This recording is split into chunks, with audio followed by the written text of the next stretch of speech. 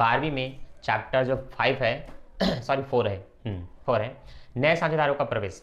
अब देखिए, नए साझेदारों का जब भी प्रवेश होगा लाभ हानि अनुपात में परिवर्तन जरूर होगा, क्योंकि अगर हम 3 व्यक्ति हैं साझेदार और तीनों अपने अनुपात को डिसाइड कर चुके हैं पहले से कि हम ये हिस्से में बांटेंगे, लेकिन जब नया व्यक्ति आएगा तो उसको अगर कुछ हिस्सा देंगे तो वो कहेगा ये किस तरह से बांट रहे हैं, हमें एक लाभालाभ अनुपात में या पूंजी अनुपात में इसको बांटना चाहिए, एक परफेक्ट हिस्सा होना चाहिए।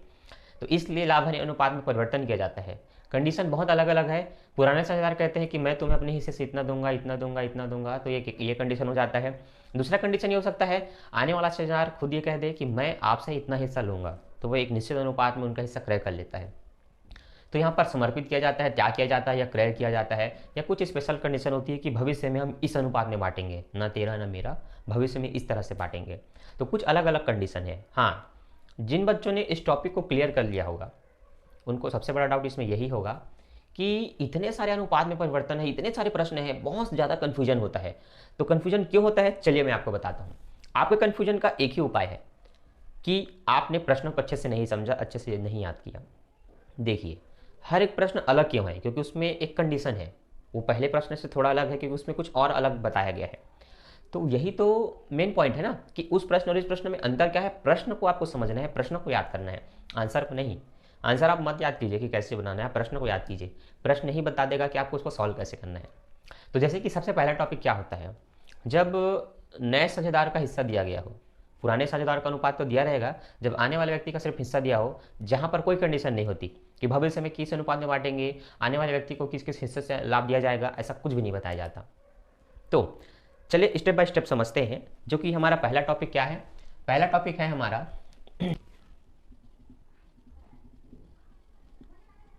ठीक, ये हमारा टॉपिक जब केवल नए साझेदार का लाभ का भाग दिया गया हो।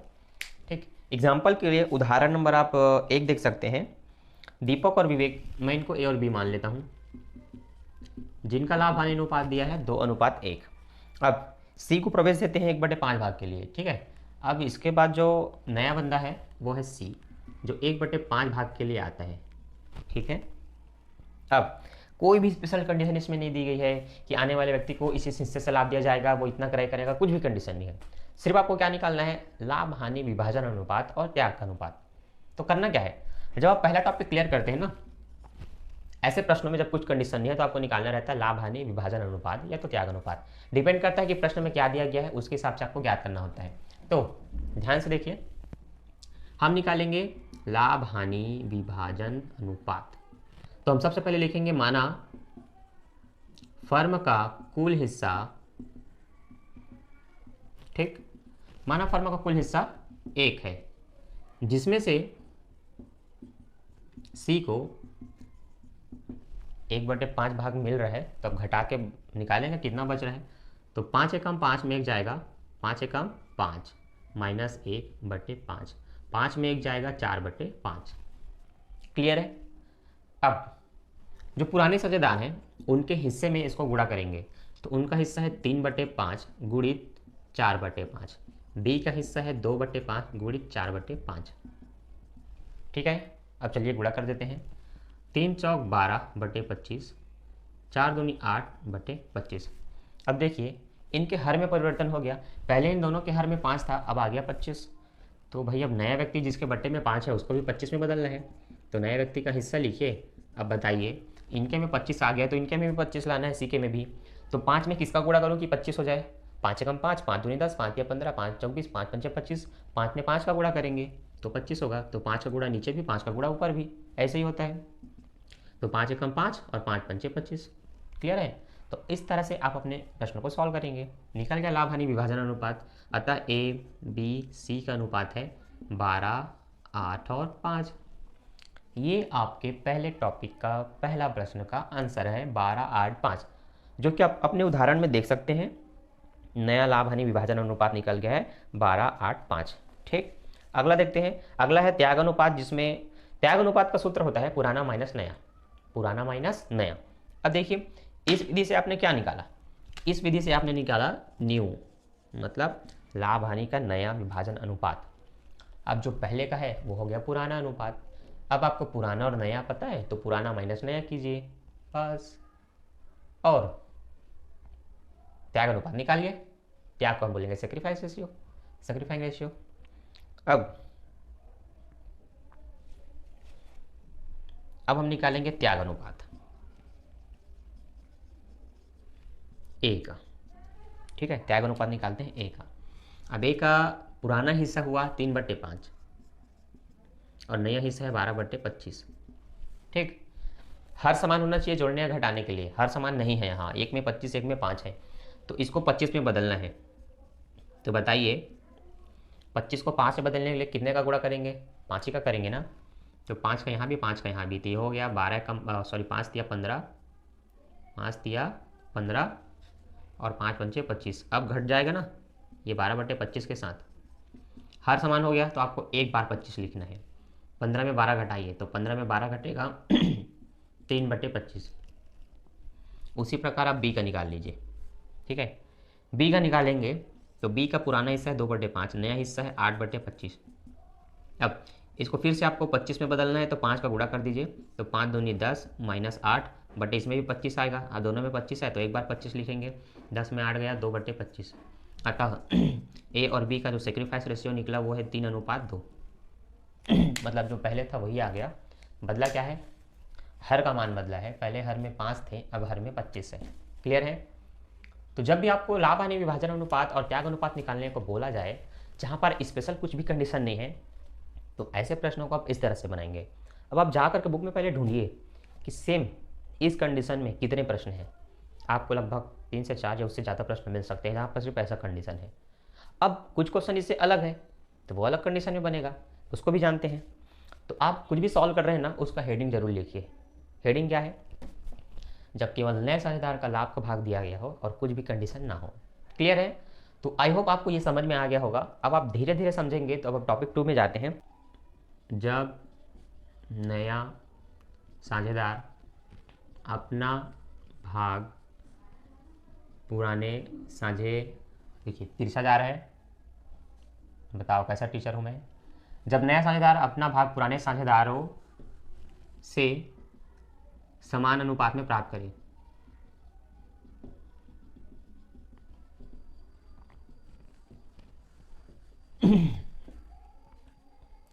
ठीक। तो अब जो हमारा टॉपिक है वो टॉपिक 2 हो गया, जब नया साझेदार अपना भाग पुराने साझेदारों से समान अनुपात में प्राप्त करे। अब इसका उदाहरण देख लेते हैं, उदाहरण नंबर 3 जहां पर है ए बी सी, जिनका अनुपात है 7:5 और जो सी है वह आ रहा है 1/6 हिस्से के लिए, 1/6 हिस्से के लिए आ रहा है, ठीक है। तो ए बी का अनुपात है 7:5, मैं क्या लिख दिया हूँ, ठीक, 7:5 और सी आ रहा है 1/6 भाग के लिए। देखिए इस तरह के कंडीशन वाले मतलब इस तरह के प्रश्नों में आपको बस ये ध्यान देना है कि जब नया व्यक्ति अपना हिस्सा पुराने साझेदारों से समान रूप में प्राप्त करे, तो समान रूप में अब आपको ये देखना पड़ता है कि पुराने कितने साझेदार हैं, मतलब साझेदार 2 हैं 3 हैं कि 4 हैं, कितने साझेदार हैं, क्योंकि जितना रहेगा उतने अनुपात बनता है। जैसे कि पुराने साझेदार सिर्फ ए और बी हैं, समान अनुपात में देंगे मतलब 1:1 में देंगे, 3 व्यक्ति रहेंगे तो 1:8 हो जाएगा। इससे होता क्या है, हर में परिवर्तन होता है, जब 2 लोग रहें तो हर में 2 आएगा, 3 लोग रहें तो हर में 3 आता है, ये कंडीशन रहता है।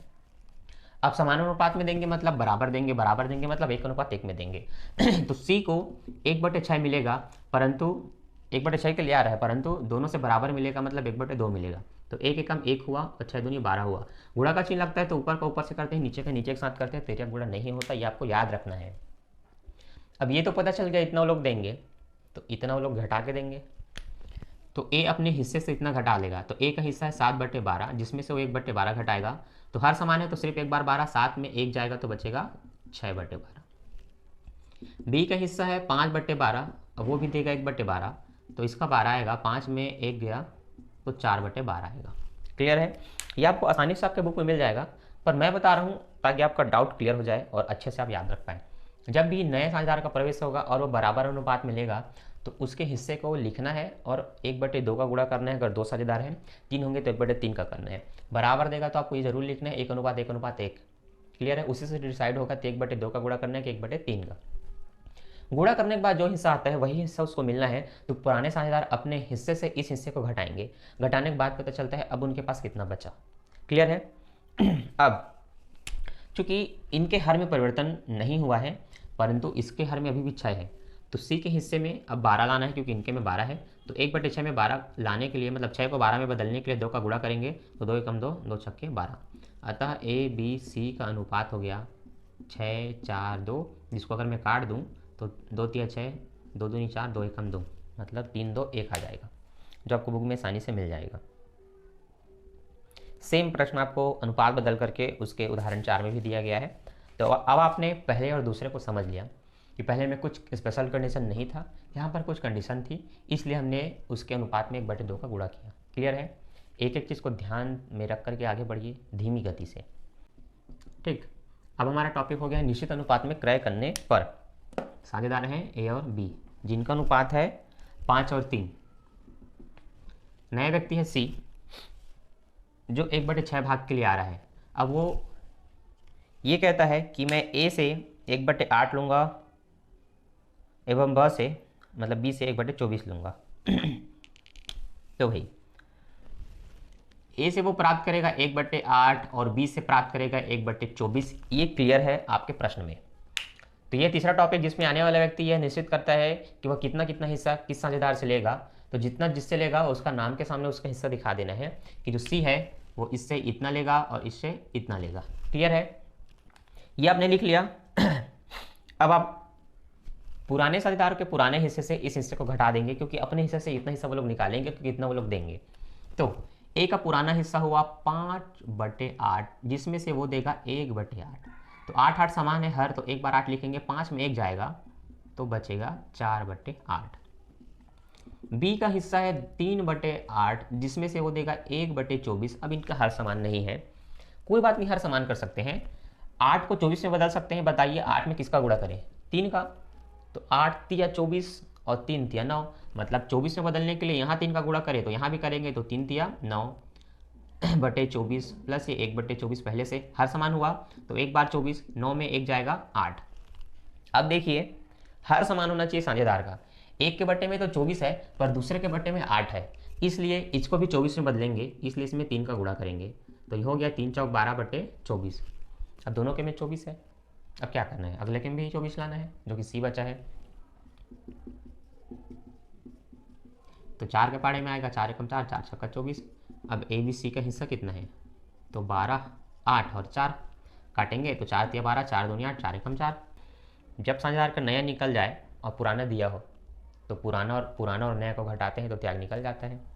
तो ए का पुराना अनुपात हुआ 5/8, नया हुआ 12/24। बी का पुराना हुआ 3/8 और नया हुआ 8/24। ठीक है, 24 इसमें भी लाना है तो 3 का गुणा करेंगे, तो 3 पंचे 15 माइनस 12/24 आएगा। इसमें भी 24 है तो 1 बार 24। क्लियर? 3 का इसमें भी गुणा करेंगे तो 3 तिया 9, 24 आएगा, इसलिए 1 बार 24। ये हुआ 1/24, ये हुआ 15 में 12 गया 3/24। अतः हम कह सकते हैं ए और बी का जो त्याग अनुपात है वो 3:1 है। क्लियर? 3 टॉपिक कवर कर लिए, तीनों का डाउट आपको क्लियर हो जाना चाहिए। पहले में हमने देखा कि किसी भी तरह की कोई भी कंडीशन नहीं होती, नया व्यक्ति आता है और नया लाभ हानि विभाजन अनुपात और त्याग अनुपात ज्ञात करते हैं। तो नया लाभ हानि विभाजन अनुपात निकालने के लिए आप फर्म का कुल हिस्सा 1 मानते हैं, सी का हिस्सा घटाते हैं और उसी के हिस्से को पुराने साझेदारों में गुणा कर देते हैं, फिर सबका हर समान करते हैं, तो नया लाभ हानि विभाजन अनुपात निकल जाता है। सेकेंड कंडीशन में जब आप त्याग निकालते हैं, तो चूंकि आपने नया निकाल लिया तो पुराना और नया को घटा दीजिए, तो त्याग अनुपात निकल गया। दूसरे में हमने देखा कि आने वाला व्यक्ति पुराने साझेदारों से समान हिस्सा प्राप्त करता है, तो समान हिस्सा प्राप्त करेगा तो समान हिस्सा मतलब 1:1 का गुणा कीजिए उसके हिस्से में और पुराने साझेदारों के हिस्से से उसको घटाइए, फिर हर समान कीजिए। इसमें क्या था? आने वाला व्यक्ति नए पुराने साझेदारों से एक निश्चित अनुपात में अपना हिस्सा क्रय करता है, तो जिससे जितना क्रय करेगा वो लोग अपने हिस्से से उसको डायरेक्ट घटा देंगे। यहाँ फर्म का कुल हिस्सा 1 नहीं मानते।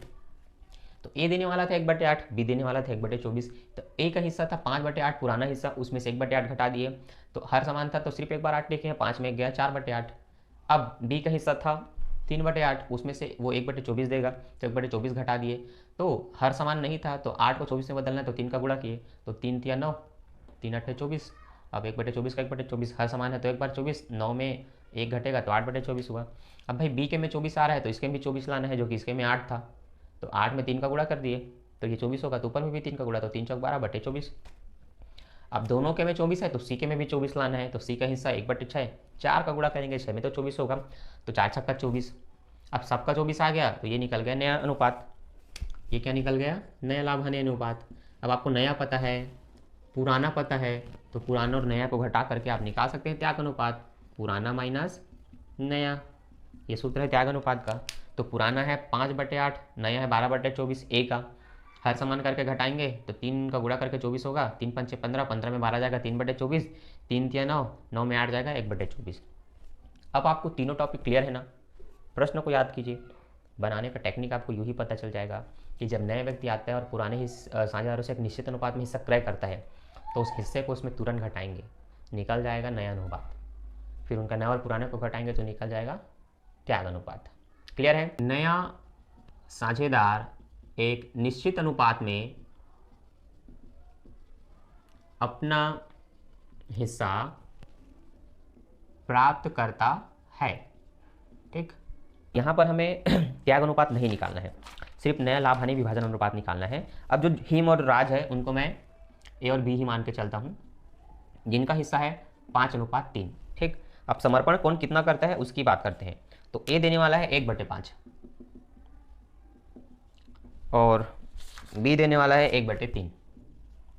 ठीक, 1/5 और 1/3। देखिए कंडीशन बहुत बदल गई। पहले आने वाला व्यक्ति डिसाइड करता था कि मैं किस व्यक्ति से कितना हिस्सा लूंगा, तो उसमें डायरेक्ट पुराने साझेदार के हिस्से से उस नए को घटा देते थे। इस वाले में क्या करना है, अब यहाँ पर ये लोग डिसाइड करते हैं कि आने वाले व्यक्ति को मैं अपने हिस्से से कितना त्याग करूंगा, दूंगा। तो ये हो जाता है सीधा समर्पित त्याग वाला क्वेश्चन, जहां पर आपको ये देखना है कि घटाने का काम पहले नहीं करना है। आपको क्या करना है, पहले पुराने व्यक्ति का हिस्सा लिखना है, पुराना हिस्सा जो कि है 5/8। अब वो उसी में से कितना देगा, तो इसका 1/5 देगा। बी का पुराना हिस्सा 3/8 हुआ, वो इसका 1/3 देगा। तो का मतलब होता है गुणा, का मतलब क्या होता है? गुणा। तो इसका को हम गुणा में बदल लेते हैं। अब हम निकालते हैं 5 से 5 कटा तो 1 का 1/8 काट, 3 से 3 कटा 1 का 1/8, ये निकला। जब ये निकल गया तो अब उनके हिस्से में से इसको घटाया जाएगा। अब ये घटेंगे, ये क्या होंगे? ये घटेंगे। तो जो ए का हिस्सा है 5/8 उसमें से 1/8 निकालेंगे, जो बी का हिस्सा है 3/8 उसमें से 1/8 निकालेंगे। तो हर तो समान है तो 1 बार 8 आएगा, 5 में 1 गया 4/8, इनका भी हर समान है 1 बार 8, 3 में 1 गया 2/8। तो अब पता चल गया कि इतना हिस्सा देने के बाद इनके पास कितना बचा, 4/8 और 2/8। क्लियर है? अब सी का हिस्सा, सी को पहले वाले व्यक्ति से मिलेगा 1/8, दूसरे वाले से मिलेगा 1/8, हर समान है तो 8, 1 में 1 जोड़ेंगे तो 2/8। अतः ए बी सी 4, 2 और 2 कटेगा तो 2 दूनी 4, 2 1 कम 2, 2 1 कम 2, ये आया इनका अनुपात। दोनों में क्या अंतर है समझ में आया? पहले वाले में जब उतना हिस्सा क्रय करता था तो पुराने व्यक्ति का जो भी हिस्सा होता था, जो भी हिस्सा हो, उसमें तुरंत उस हिस्से को घटा देते थे जो वो क्रय कर रहा है। पर यहाँ पर तुरंत घटाएं क्या, या नहीं घटाए हैं। यहाँ पर इन्होंने कहा कि हम अपने हिस्से से इतना आपको देंगे, तो अपने हिस्से का उतना देंगे, तो हिस्से का इतना देंगे, हिस्से का इतना देंगे। तो का मतलब गुणा होता है, गुणा करने के बाद जो बचा उतना देंगे, तो उतना राशि को अपने अनुपात से घटा देंगे, और जो घट गया तो वो जो बचा वो उनका अनुपात है कि अब उनके पास कितना बचा, और जितना ये लोग देंगे उसको आप जोड़ दीजिए, बस। क्लियर है? अब देखिए, अगर आप फिर से वीडियो को पूरा देखते हैं ना, चारों टॉपिक आपका बहुत क्लियर हो जाएगा और बहुत अंडरस्टैंडिंग होगी आपको समझने में। फिर आप जब प्रश्न देखेंगे ना तो आपको दुविधा नहीं होगी बनाने में। तो जो भी टॉपिक आप सीख रहे हैं ना, उस टॉपिक का पहले प्रश्न ढूंढिए, तुरंत बनाइए मत, पहले प्रश्न ढूंढिए। आपको अगर प्रश्न नहीं मिलता इसका मतलब आपको पढ़ना नहीं आता, या पढ़ना नहीं आता का मतलब आप पढ़ तो सकते हैं पर आप ध्यान से नहीं पढ़ते। तो आप ध्यान से उसको पढ़िए। प्रश्न छांट लिया मतलब आपने टॉपिक क्लियर कर लिया, क्योंकि आपका टॉपिक क्लियर है तो अब तो आपको प्रश्न मिल जाएगा, और प्रश्न मिल गया मतलब प्रश्न सॉल्व भी हो जाएगा। तो अब मुझे उम्मीद है आप ऐसे 4 टॉपिक के प्रश्न बना सकते हैं। तो आप प्रश्न को सॉल्व कीजिए, हमें फिर कमेंट कीजिए कि हाँ सर हमें अब प्रश्न बन जाता है, अब हमें कोई डाउट नहीं है। तो मुझे एक तसल्ली मिलेगी, क्योंकि मेरा उद्देश्य होता है आपके जितने भी डाउट है उसको क्लियर करना।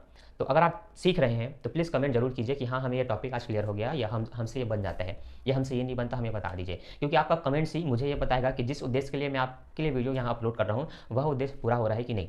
तो थैंक्स फॉर वॉचिंग, मिलते हैं नेक्स्ट वीडियो में। मुझे उम्मीद है आप वीडियो को देखेंगे और शेयर जरूर करेंगे।